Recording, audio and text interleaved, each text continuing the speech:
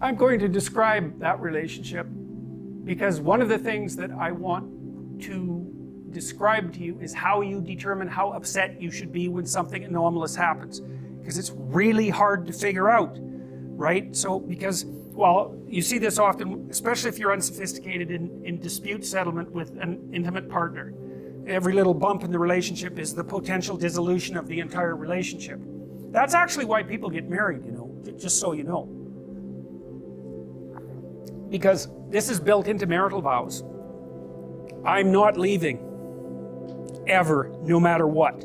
It's like, okay, well, that definitely puts a boundary around our arguments, right? Because I can't say every time you manifest one of your flaws, which you're likely to do just as often as me, well, enough of this. It's like, that's horrible, man. If your whole life is, well, every time you get out of line, I'm out of here. It's like, how the hell are you? First of all, you're not going to admit to ever doing anything wrong. Second, you're going to be on your, you're like a scared cat the entire relationship because, well, who knows, it could just come to an end at any moment. It's like, you know, people say, well, if the possibility of divorce is open, it makes you free. It's like, yeah, that's what you want. You want to be free, eh? Really? Really? So you can't predict anything. That's what you're after. It's a vow. And it says, look, I know that you're trouble. Me too. So we won't leave, no matter what happens. Well, that's a hell of a vow, but that's why it's a vow, right? That's why you take it in front of a bunch of people. That's why it's supposed to be a sacred act. It's like, what's the alternative? What's the alternative? Everything is mutable and changeable at any moment. Well, go ahead. You live your life like that and see what you're like when you're 50. Jesus, it's dismal. 2 or 3 divorces, your family's fragmented, you've got no continuity of narrative. And it's not good for the kids, not by any stretch of the imagination. And so it's a form of voluntary enslavement, I suppose, but it's also equivalent to the adoption of a responsibility. And there's more to it than that. If you can't run away, then you can solve your problems. Because it might be, okay, well, I'm stuck with you. So how about we fix things? Because the alternative is we're going to be in a boxing match for the next 40 years. That's the alternative.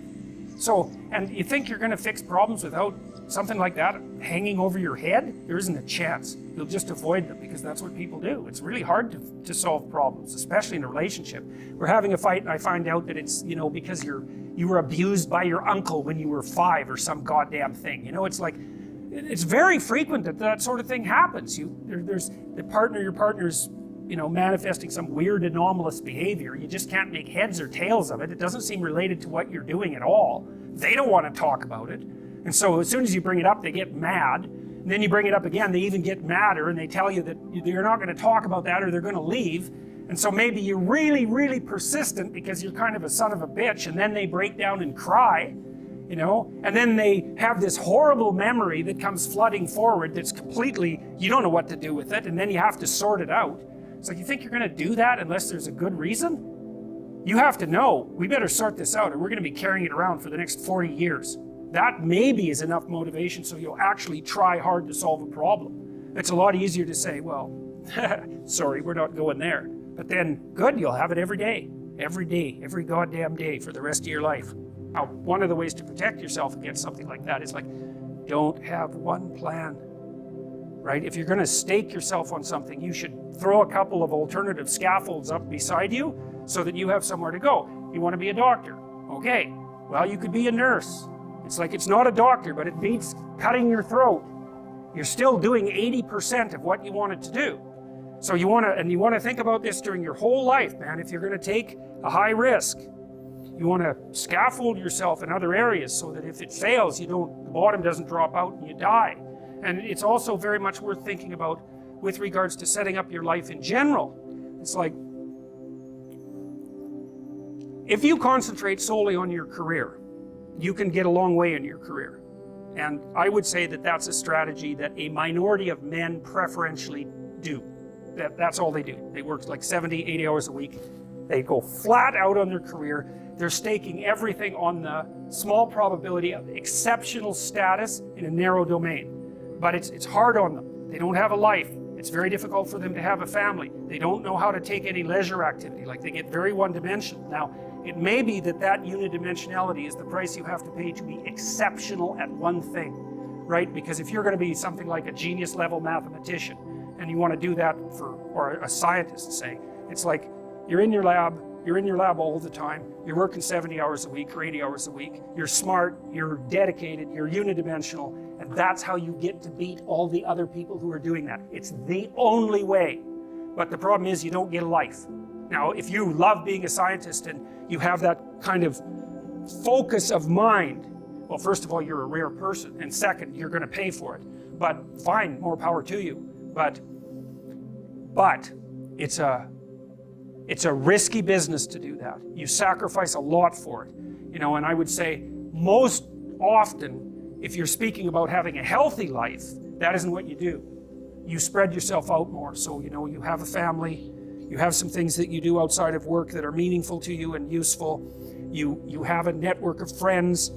Well, those 3 things alone, or 4 things alone, are plenty to keep you well oriented. And then if one of those things collapses, you know, everything doesn't go. Now, the price you pay for that is the more you strive to optimize that balance, the less likely you are to be fantastically successful at any single one of them. But you might have a very, you know, if you consider your life as a whole, that might be a winning strategy. One of the things Carl Jung said, I really liked this. He thought that men went after perfection and women went after wholeness. So they're different value. They're different. There's something different at the top of the value hierarchy.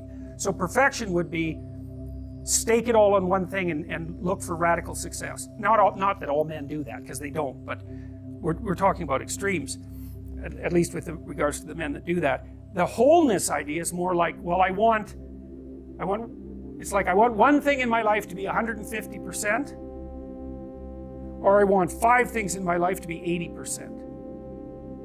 Well, there's a lot more richness in a life where you have 5 things operating at 80%, but you're not operating at any of them at 150%. So, and I really believe this because I've watched men and women go through their careers now for a long period of time. And one of the things there's lots of things that produce this.